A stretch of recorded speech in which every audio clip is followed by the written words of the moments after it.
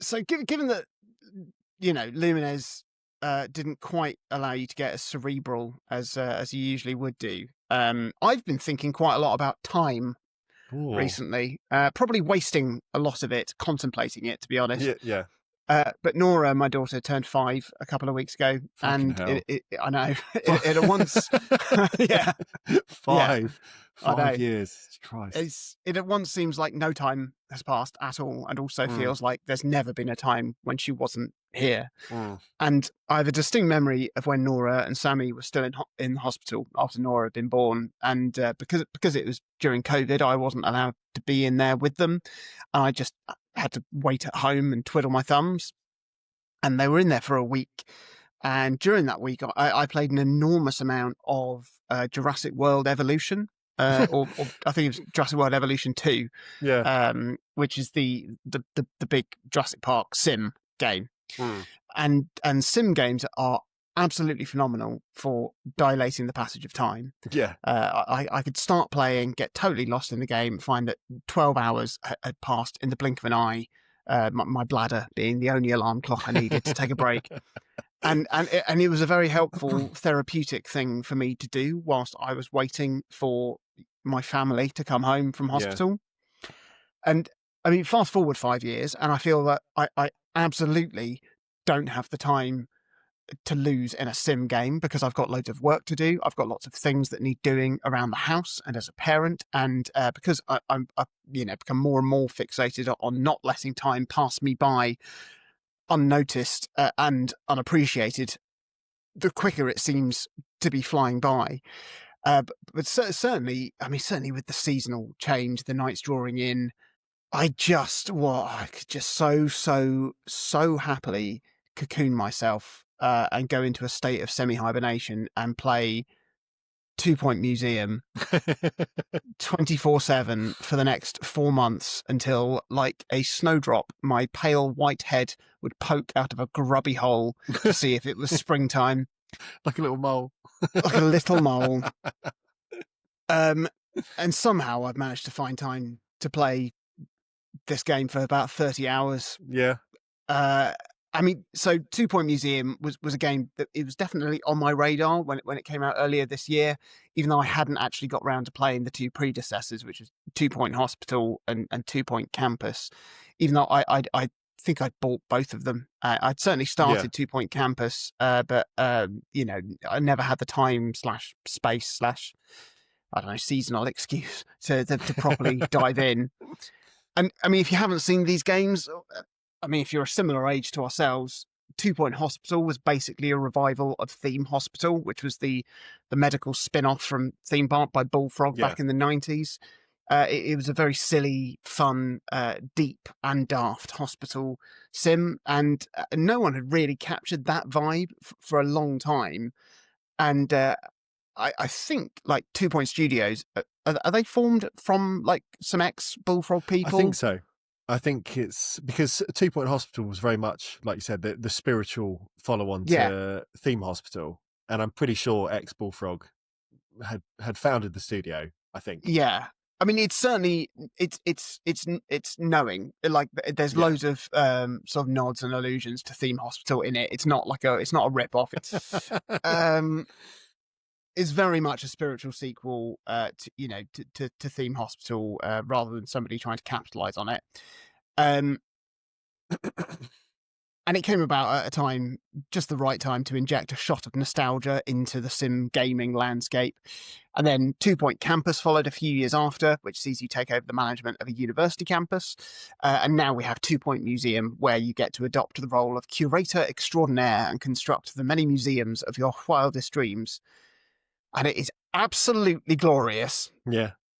There's something about building a museum that obviously gives me immediate Animal Crossing vibes. Yeah. Which this cozy sort of feeling that just works at this time of year. And I saw that there was a Switch 2 port of 2 Point Museum, and I wanted to try it out. It was quite disappointing, to be honest. Yeah. The performance was very shaky, even in the early stages of the game. So I dread to think how it would handle things when my museum started to get, Big. exponentially busier. Big. And also controlling a sim game on controller or a handheld is always a bit fiddly. Like I tried playing Jurassic World Evolution on my Steam Deck when I couldn't sit at my computer, and it was just annoying. Even with like the trackpads that made it infinitely better, Yeah, it's a mouse and keyboard game. Like these games really are, and it's also shocking that the Switch 2 version of the 2 Point Museum doesn't even have a mouse mode for the Joy that's Cons, which bananas. it seems like a no Really brainer, odd. but as I think you might have suggested that it's probably a symptom of Nintendo's stingy dev kit distribution Yeah, backfiring, because the game is clearly not optimized for Switch 2. It's not. yeah. I'm I sure wonder with a lot of games like that if they were already developing a Switch port, if it was a yeah, case of should we just click the switch that says make it a Switch 2 one then and just up the resolution, and then without any additional work has kind of yeah. left it in not an ideal state. I think that's basically it. I mean, it may well be patched at some point, and some performance issues will be smoothed out. But yeah, I could tell that I was going to love this game, but I wasn't going to enjoy it on the Switch too. So I Yeah. traded my copy in. I bought it on Steam. All of the 2 Point games have Mac support, so I could play it on my Mac Studio, sitting in my office, and I have, and I do, and I haven't looked back. Now, I remember playing the original theme park on the Saturn and Yes, yeah. struggling to comprehend all of the management aspects that I needed to properly play that game. There were cheat codes easily available to give you infinite money to just build whatever you want, and that was fun. Then I remember playing Theme Park World on the PC then a few years on, and I mean probably a combination of slightly streamlined mechanics and just a more mature brain. Being I an got the adult, hang well, being an adult. Well, no, I wasn't even an adult. being a I teen. wasn't a teen. A Yeah. teen. I got the hang of that game then just a bit more easily. I had a great time with it, and it's always my anxiety with these types of games is that they'll become stressful rather than satisfying, because it's a fine line trying to keep all the Yeah. plates spinning and containing the chaos whilst also making sure that everything's lined up neatly and nicely and in a good order with matching wallpaper. And Yeah. I'm thrilled that 2 Point Museum has just got this balance really, really right. There have been times when I've wanted to like expand a bit of my museum, which would mean a big shift in where lots of things are. You just pause the game, do that stuff, and then unpause the game. Like a lot of the aesthetic stuff doesn't even cost money, like changing the wallpaper and the flooring or building like partitions and doors and things like that. You don't have to even worry about like spending money and then realizing that you don't like the wallpaper. You can just fanny about with it to your heart's content without it affecting your progress or your gameplay. They clearly understand that making things look nice is a huge part of the appeal, Yeah. of these games. And it's quite remarkable how stress-free it feels when things are all going a bit wrong, and like one of your museum experts has gone missing on an expedition, and one has come back traipsing cheese through the museum whilst a gang of mole people are planning to rob you, whilst you've also got a school visiting and a ghost has escaped and is scaring the guests. But like nothing feels disastrous to the point where you just want to burn the whole thing to the ground and start again, which is always the issue with like the original theme park, where you wouldn't really know if things were going to go wrong until it was far too late, and then you couldn't just undo the damage because you didn't set like, I don't know, the zoning right for like a janitor to clean up sick like 10 hours ago, and now everyone's throwing up and flying off roller coasters, and you may as well just quit and start Yeah. again. Yeah. Been the Like lot. 2 Point Museum just lets you play and have a wonderful time, like understanding that the joy is in the processes, and there is an unbelievable amount of things to do in this game. If I'd have known just how much there was, I might not have started it. So it's been kind of fun just seeing things expand in different directions and seeing like just all that time of mine in the future just Gone. up and vanish like a fart in the wind. Like you start by building a classic prehistory museum, sending out experts to excavate dig sites to hopefully come back with fossils and other interesting things that you can then display in your museum. Exhibits all generate a certain amount of buzz, which dictates how engaged your visitors are and how much time they'll spend in the museum, and then how much cash they may chuck into a donation stand on their way out. You can augment the buzz of exhibits and basically everything by putting decoration around them, by fulfilling certain conditions like certain exhibits needing to be in proximity to certain decorations or certain other exhibits. Uh, and then they'll get like a bonus. So you're always shuffling things around to try and get like the best overall buzz and maximize things.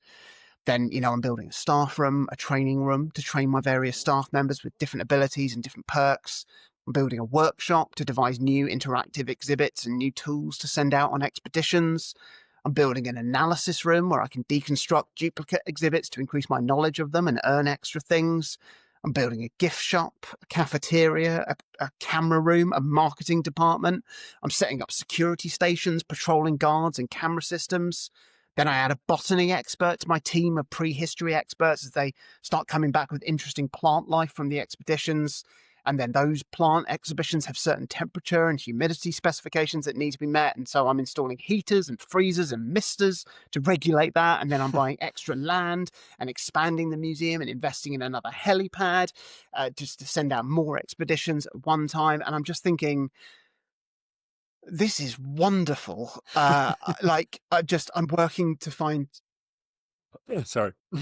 I'm working to find better quality versions of all my exhibits. I'm trying to fulfill the increasingly complex criteria to go on the more advanced expeditions to ensure my team just come back at all, and with like missing pieces for my collections. I could just happily do this forever.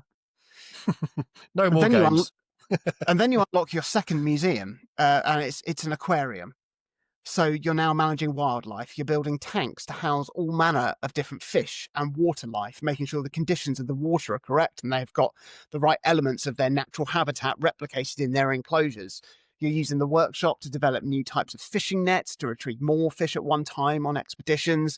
And then you start to uncover ancient relics from the Wetlantian people, who then begin to attend your museum from their mysterious underwater home, allowing you to uncover just deeper sort of mysteries of their history and start to like go on expeditions into some like antediluvian treasures.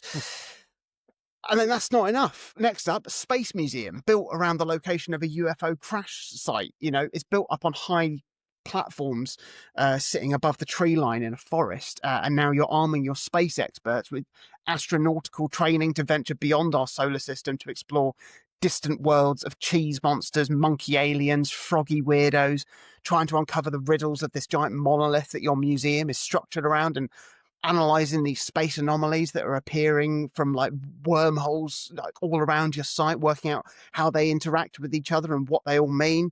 It's just so much to do. Like ancient history, underwater, outer space. It's absolutely mad. Where does it end? Well, now I'm building a science museum out in the desert where a strange toxic plant life has started growing. And I'm now sending miners on expeditions underground with drills and other equipment to delve into this like potential ecological disaster. And then you start to send people off on expeditions to get certain crafting materials. And then you go to find blueprints, and then you can start crafting new exhibits and refining them, and then and building more tools so that you can dig deeper and build further things. Oh, then I got a haunted hotel, and then I could build a museum around a haunted hotel to house all manner of supernatural exhibits, including I say alive ghosts, but as living ghosts. And then you've got to house these ghosts in replica rooms and spaces from their respective time periods. So I've got like this industrial age gentleman swanning around his dusty tomes and fireplace. I've got like a knight and his squire from the Dark Ages mincing around like this castle type room with anvils and training dummies. I've got a caveman ghost just hanging out with a dead yeti in like this natural wild space. And now you have to then manage these ghosts' sense of immersion in their respective spaces so they don't get freaked out that they're in a museum and they don't escape and cause widespread panic. And then this is in addition to making sure that like my crew don't come back cursed or swallowed up in a hellhole on their expeditions. So I'm using my workshop now to craft anti-hex devices. And like the great thing is that you don't have to manage like all of these museums concurrently. You're not madly jumping between museums trying to keep all the mini plates spinning on the big plates. Um, but just like but making progress in one museum will contribute to your overall like curator ranking, Yeah. allowing you to unlock more stuff in the other museums. So you've got the incentive for checking in on them, you know. And so like I tend to spend a whole play session in one museum.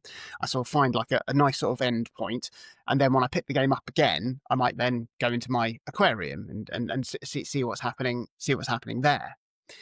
Haven't even mentioned the Frozen Ice Age Museum that you can have, or the fantastical Mythic Museum, home to dragons, wizards, and magic. There's a whole digital realm that I haven't even touched on yet. I don't even know what's in there. And they've just announced a DLC that's coming where you get to build a zoo. Oh, Like, just a zoo, just a small just a zoo. zoo. I cannot believe how much stuff is in this game. Like, I can start to see how Georgia has put 10,000 hours into The Sims. Like I could see myself losing hundreds, if not thousands, of hours into Yeah. this game. Like I'm very, very glad that I'm playing it on PC, on Mac, as I actually am. You know, having the speed and dexterity to control the game the way that I really need, that it makes this game a joy rather than a frustration. Yeah. Like there's inevitable, you know, fiddly moments with these things where you're trying to place something accurately with all the guests milling around. But like it's just pure heaven. Like I love just being able to focus on the museum's aesthetic, or make progress in this thing, or crafting this thing, or just looking at this. It's really funny. There's so much comedy in here that is just genuinely witty. The music is really, really good to just to chill out to. It's just amazing. It's absolutely fantastic, and it's a 2025 release, which means it's in the In the in mix. contention for game of the year. I mean, in this sort of genre, in this sort of sim strategy genre, it's an absolute no brainer that it's top of Yeah. that. But it is an absolute banger, and yeah, I can't imagine there'll ever be a point where I go, yeah, I think I've had my fill now with this game. But if I do, I'm definitely playing Two Point Campus. You know, absolutely brilliant. What a real treat, real surprise treat.